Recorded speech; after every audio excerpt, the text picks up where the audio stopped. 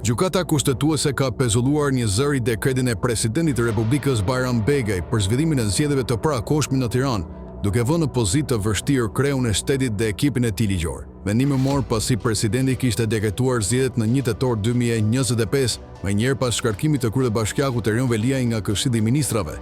Një vendim ky që u cilësua si antikushtetues nga vetë Veliaj, i cili ankimoi në gjykatën kushtetuese. Sipas kushtetueses, një ankimim i tillë pezullon automatikisht shkarkimin, por Begaj në vend që të priste vendimin përfundimtar të gjykatës, dekretoi zgjedhjet duke u bazuar në këshillën e stafit të tij juridik, në krye të cilit qëndron Ilir Rusmali.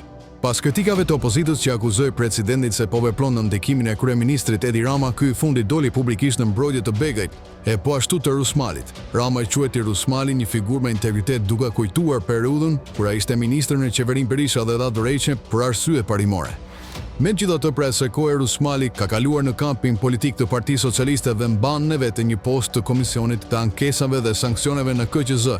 Vendimi i gjykatës kushtetuese që rrëzoi dekretin e presidentit është parë si një dërshtim i rënd institucional për Begajn dhe një goditje politike për Ramën. Tani lim pyetja e madhe: a do të mbajë dikush përgjegjësinë, ose Begaj do të shkarkojë këshilltarin e tij ligjor, ose këshilltari do të detyrojë presidentin të përballet me pasoja?